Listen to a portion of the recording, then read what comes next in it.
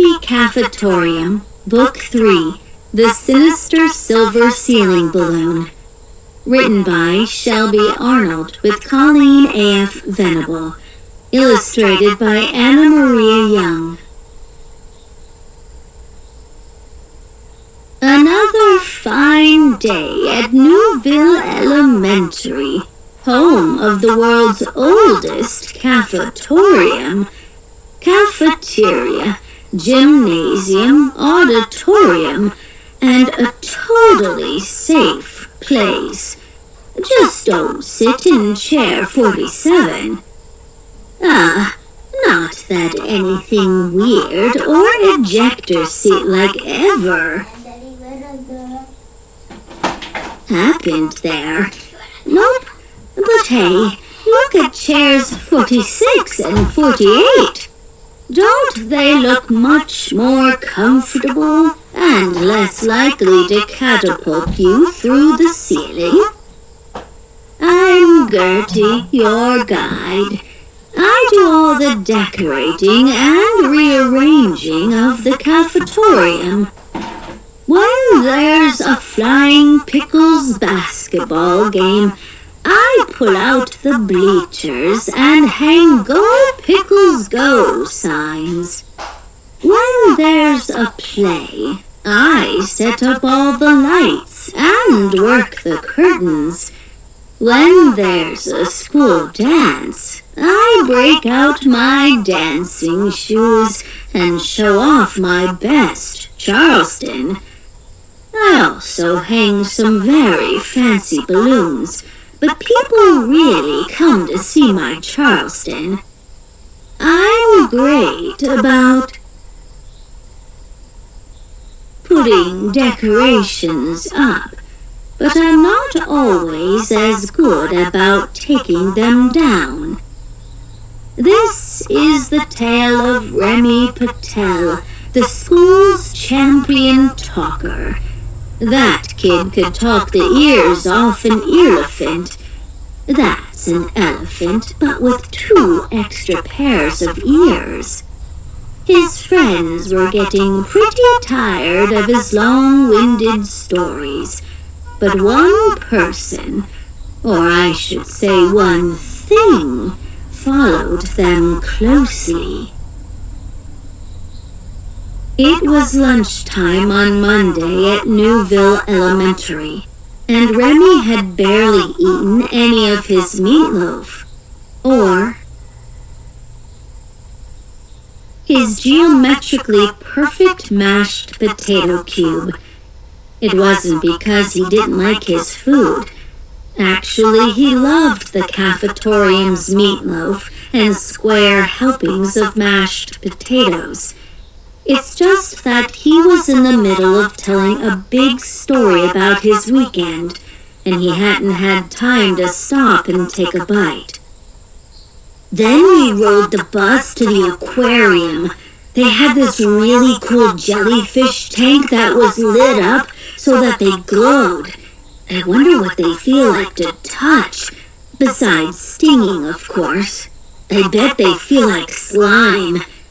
That reminds me of the time I made this slime that had lots of glitter in it. Remy paused to take a breath and suddenly realized that his friends Lainey and Jeremiah weren't listening to him at all. Lainey had turned sideways in her chair and was chewing on a carrot stick while she stared into space. Jeremiah had pulled out some homework and was looking it over very carefully. And then the jellyfish tank exploded and the aquarium flooded, so we all hopped on our surfboards and rode the waves home, Remy said, just to see if they were paying attention at all. Then what happened? Jeremiah asked absent-mindedly. Still reading his vocabulary list. Peculiar, he muttered quietly, very slowly sounding out the word. Peculiar. Remy sighed. Never mind, he said sadly, and he took a bite of his meatloaf. He should have known his friends wouldn't be interested in the aquarium. Lainey was captain of the Flying Pickles basketball team, and the only way to get her full attention was to talk about basketball, and Jeremiah was fretting about a vocabulary quiz that was still days away. Desperate for someone, anyone, to talk to, Remy's eyes wandered around the noisy room. Something silver and shiny floating near the ceiling caught his eye. He swatted Jeremiah's arm to get his attention. Where do you think that balloon came from? He asked. What? Oh, it's been there a considerable amount of time, said Jeremiah, trying out one of his new vocabulary words. Since the spring basketball championship, I think. But that was in May. It's November, Remy exclaimed. How did it stay up there for so long? I thought balloons ran out of helium and floated down after a while. Having tuned back in at the word basketball, Lainey said, I think the shiny kind is fancier. It's a mylar balloon. That's what they call the material it's made out of. Those balloons last a lot longer, Jeremiah said proudly. Lainey pointed up. Mylar or not, it's not touching the ceiling, so it must be slowly deflating. Did you know that the Earth is running out of helium? Remy asked excitedly. Ms. Frog told me in science class that when helium gas escapes, it just keeps floating up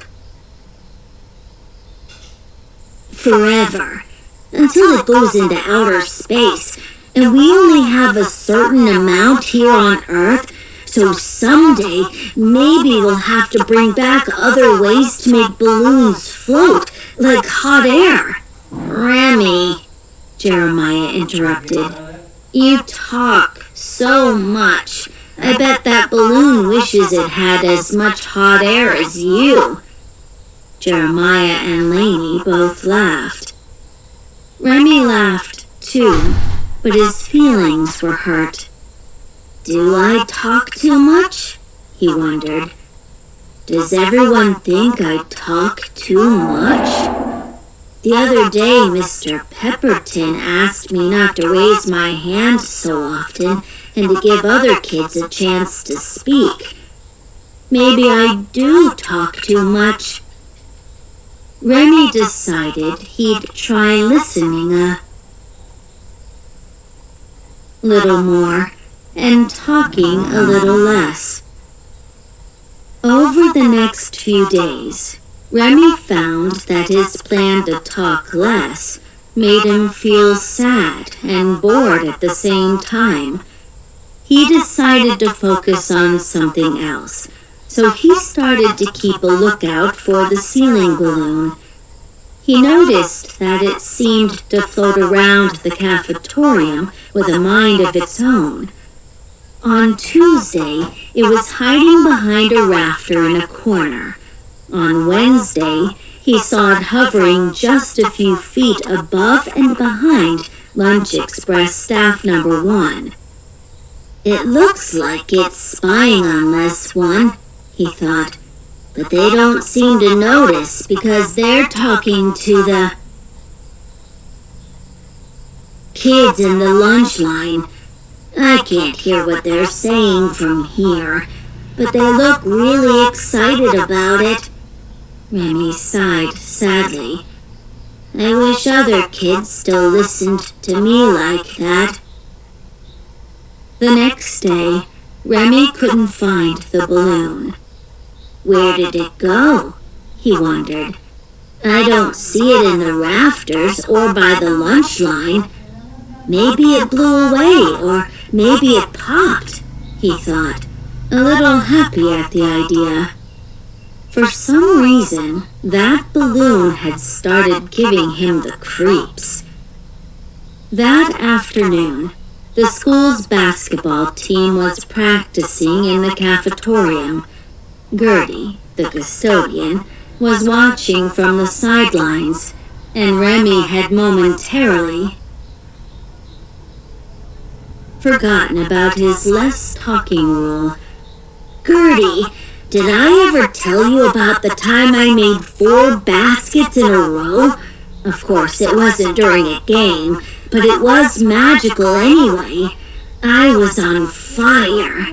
I figure all I have to do is get in that zone again, and I could be as good as Lainey. She's just in the zone all the time, I bet. That's why she's so good. Did you see the way she ran circles around everyone last time?" "Well, isn't that peculiar?" Jeremiah said suddenly. He was pointing behind Remy, who spun around and yelped. His own distorted face looked back at him, reflected in the balloon's silvery wrinkled foil. "Shoo!" Remy said, swatting the balloon and sending it spinning away. The whole team watched in surprise as it turned around and floated back toward Remy. "I think it likes you," joked Lainey as Remy picked up the basketball and threw it, missing the shiny balloon by a mile. "Well, I don't like it. I think that thing has a mind of its own, and it can move under its own power," Remy said.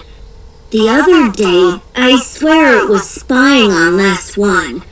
They were talking, like always, and it was hovering right over their shoulder." He trailed off, realizing he had been rambling again, but no one was listening. They were all busy throwing basketballs at the balloon, none of them able to hit it. It was hovering over his head again, and Remy had to duck several times. No one came close to the balloon except Lainey, but even she missed. "It dodged my shot," she yelled, annoyed.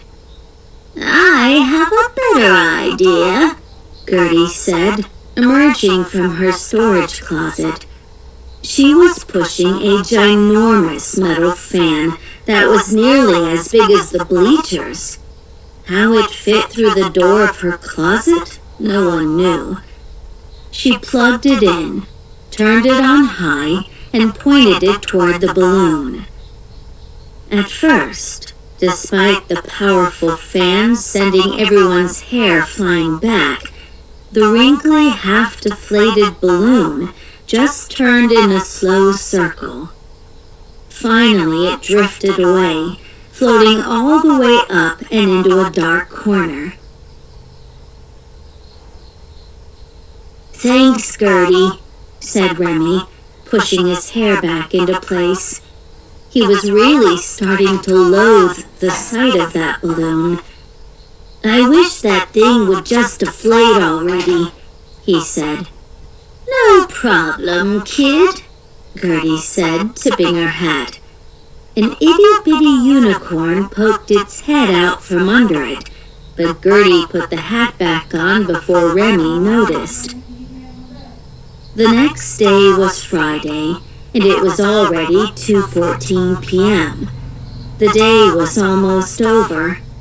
Remy breathed a sigh of relief. He couldn't wait for the weekend so he could start talking again. He'd kept quiet all week, even during science. They'd learned about volume, density, and mass by weighing basketballs, golf balls, tennis balls, and melon balls, and then putting them in tanks to see how much water they displaced. The class had been very noisy and very wet, but Remy hadn't had as much fun as usual because he'd spent the whole time trying not to talk. "Will someone please help me by returning these to Gertie's closet in the cafetorium?" Ms. Frock asked at the end of science class. She gestured to the 3 big bags of balls that they had used in their experiments. "I just have so much water to mop up here." The possibility of seeing the inside of Gertie's mysterious storage closet was enough to get any kid to volunteer. "Sure," said Jeremiah, and he and Lainey each hoisted one of the bags. "Come on, Remy. Aren't you always saying you want to see what's in there?" They were out the door before Remy could reply. He was happy to be included, but was dreading seeing that silver balloon again. At the door to the cafetorium, Remy paused and peeked around the corner. He didn't see anything up in the rafters, but he couldn't decide whether that was a good thing or a bad thing. He took a deep breath and made a run for Gertie's closet.